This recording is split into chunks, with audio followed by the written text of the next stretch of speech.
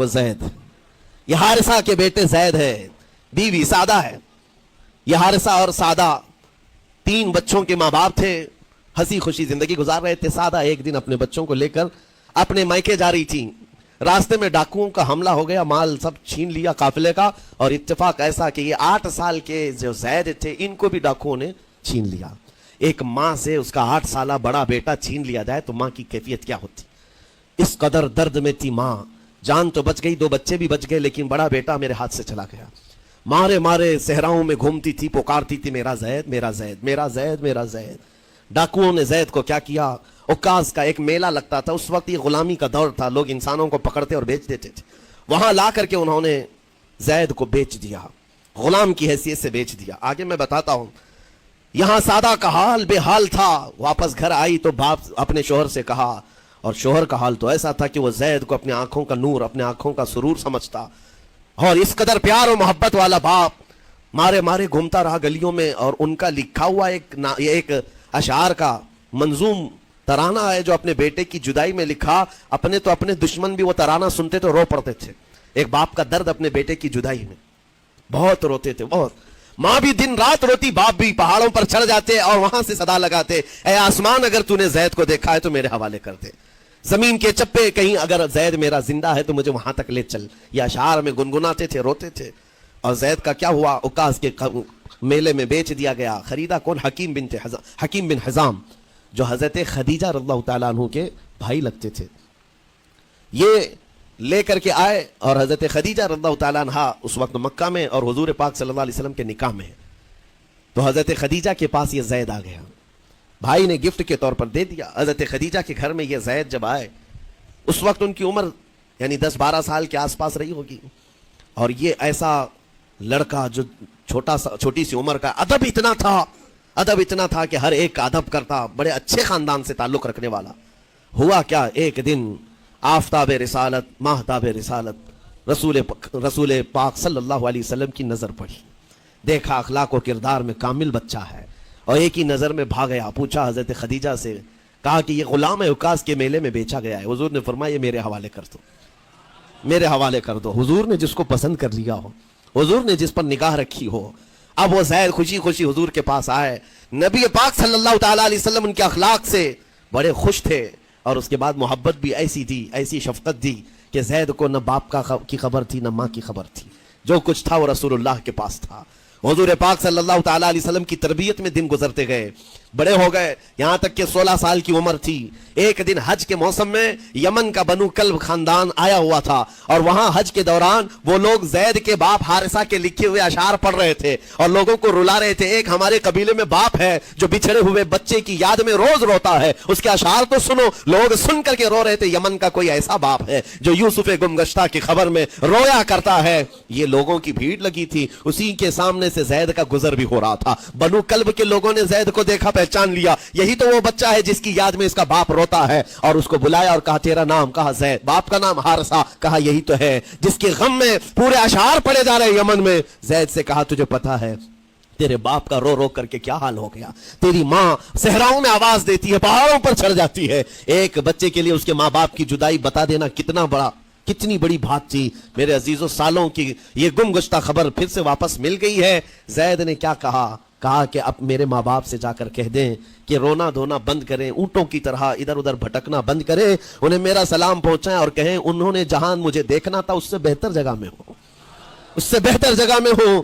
یہ بنو کلب خاندان گیا یمن، جا کر کے باپ سے کہا، حارثہ سے اور سعدہ سے، خبر تمہارے لیے اچھی لائے، تمہارا گم ہوا بیٹا جو پچھلے 10-12 سالوں سے تمہیں نہیں مل رہا تھا، وہ حرم کعبہ کے پاس ہمیں نظر آیا ہے، غلام بنا کر لوگوں نے بیچا ہے اسے، لیکن وہ ایک ایسے حسین و جمیل کی غلامی میں ہے، ایک ایسے حسن والے کی غلامی میں ہے کہ زید وہاں سے ہٹنا نہیں چاہتا۔ باپ نے کہا میرے کلیجے سے پوچھو مجھ پر گزرتی کیا ہے، اس کی ماں سے پوچھو، ایک نظر دیکھ لے گا وہ واپس ہماری جھولی میں آ جائے گا۔ دوڑتے دوڑتے یمن سے گھنٹوں یعنی جو مہینوں کا سفر تھا دنوں میں طے کر کے پہنچے، مکہ آئے۔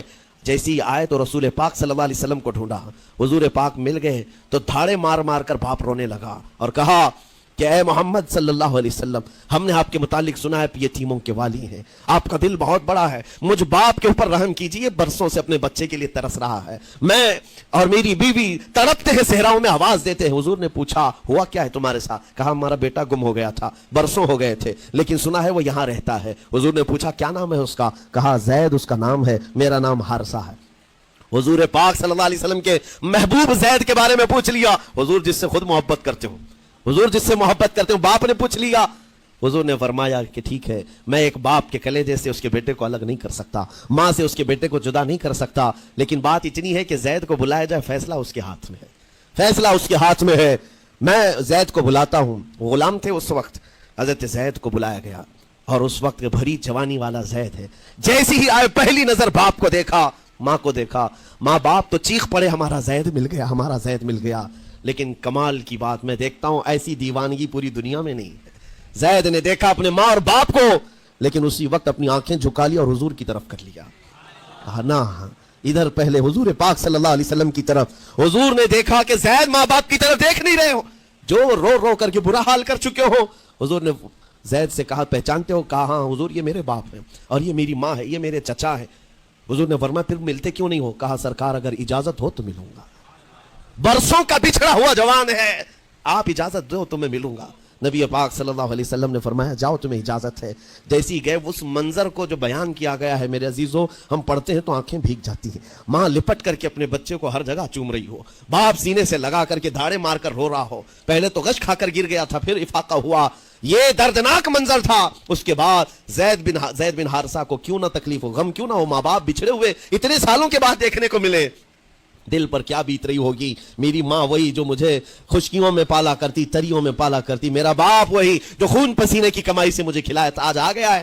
حضور پاک صلی اللہ علیہ وسلم نے کہا زید یہ جو جذباتی منظر ہے اس کو ختم کر کے اب اعلان کر دو کہ تمہاری ماں آئی ہے تمہیں یمن سے لینے کے لیے، تمہارا باپ آیا ہے، تمہارا چچا آیا ہے تمہیں یمن سے لینے کے لیے، میں نے فیصلہ تمہارے حوالے کر دیا ہے، میں اپنے غلامی سے تم کو آزاد کر دیتا ہوں، تم بغیر کوئی فدیہ لیے ہوئے، بغیر کوئی پیسہ لیے ہوئے، اس وقت اپنے غلام کو کوئی چھوڑتا نہیں تھا، لیکن تمہاری ماں کا درد دیکھا نہیں جا رہا، میں آزاد کر دوں گا بغیر کسی فدیہ کے، تو اپنی ماں اور اپنے باپ کے پاس جا سکتا ہے۔ اتنا حضور کا فرمان، آزاد کر دینا مکہ میں آسان نہیں تھا، بیٹے کو آزاد کیا حضور پاک صلی اللہ علیہ وسلم نے، تب جانتے ہو وہ کمال کا بیٹا ہے زید بن حارثہ، اسی وقت اپنی ماں کو دیکھتے ہیں، باپ کو دیکھتے ہیں، چچا کو دیکھتے ہیں، اور اس کے بعد مکہ والے یہ منظر دیکھنے کے لیے جمع تھے، مخاطب ہو کر کے کہتے ہیں اے سارے مکہ والوں گواہ ہو جاؤ، میں اپنی زندگی حضور محمد مصطفیٰ کے لیے وقف کر دیا ہے، میں نے محمد عربی صلی اللہ علیہ وسلم کے لیے زندگی وقف کر دی ہے، نہ مجھے یمن جانا ہے، نہ مجھے بنو کلب جانا ہے۔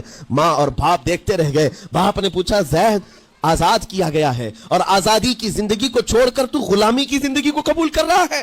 زید بن حارثہ نے اس وقت تاریخی جملہ کہا تھا، کہا بابا آپ نے جتنی شفقت کی ہوگی یا 1000 ماں باپ مل کر اپنے بیٹوں پر جتنی شفقت نہیں کیے ہوں گے، اس سے زیادہ شفقت محمد الرسول اللہ نے کیا ہے۔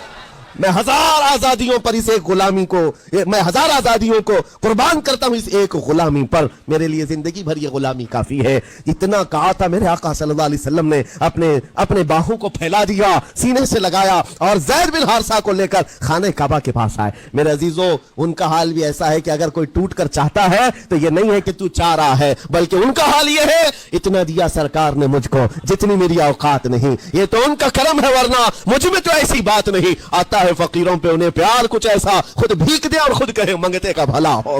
حضور اکرم صلی اللہ علیہ وسلم زید بن حارثہ کو پکڑتے ہیں، خانہ کعبہ کے پاس لے آتے ہیں، ہجوم جمع تھا، مکہ والے سب کھڑے تھے، تب نبی پاک صلی اللہ علیہ وسلم اعلان کر کے کہتے ہیں اے مکہ والوں سن لو، آج سے زید کو میں نے آزاد کیا ہے، اور صرف آزاد نہیں، آج سے یہ میرا وارث ہے اور میں اس کا وارث ہوں۔